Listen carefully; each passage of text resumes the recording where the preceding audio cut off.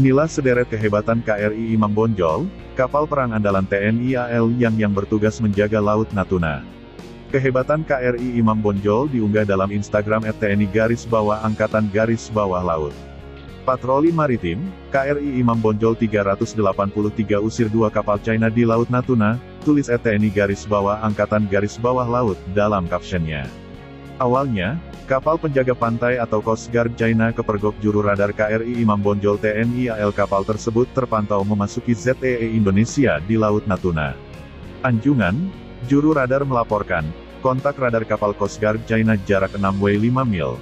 Baringan 080, posisi kapal mengapung, ujar juru radar KRI Imam Bonjol 383 TNI AL dalam video yang diunggah.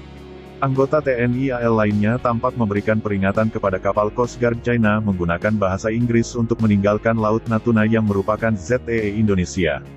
Dalam menjaga kedaulatan Laut Nusantara, KRI Imam Bonjol 383 melaksanakan hailing kontak terhadap kapal China Coast Guard Haijing 5202 dan Kingu 5206 yang telah memasuki zona ekonomi eksklusif Indonesia di perairan Laut Natuna.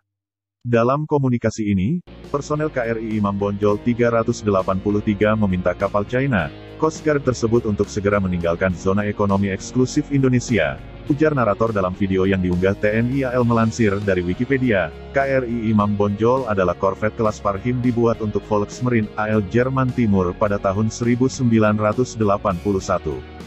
Penamaan menurut Fakta Warsawa adalah Project 133. Kapal ini didesain untuk peperangan anti kapal selam di perairan dangkal pantai.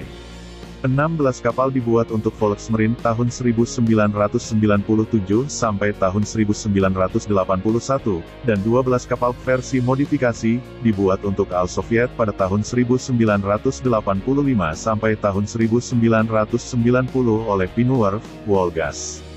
Sebelumnya kapal ini bernama GDR Teterol dengan nomor lambung 234 yang dipasang lunas pada tanggal 1 Juli tahun 1981, dan mulai bertugas di Volksmarine pada tanggal 27 Januari tahun 1984. Setelah bubarnya Jerman Timur, maka kapal ini menjadi bagian dari 16 kapal yang dijual ke Indonesia pada tahun 1994. Setelah mengalami perubahan besar-besaran, maka kapal tersebut diterima oleh TNI Angkatan Laut pada tahun yang sama. KRI Imam Bonjol sebelumnya menerima laporan dari Intai Udara Maritim mengenai adanya 12 kapal ikan asing yang melakukan aksi pencurian ikan. Setelah dilakukan pengejaran, maka kapal-kapal tersebut melakukan manuver untuk melarikan diri, tetapi berhasil ditangkap satu kapal ikan yang diduga milik Tiongkok.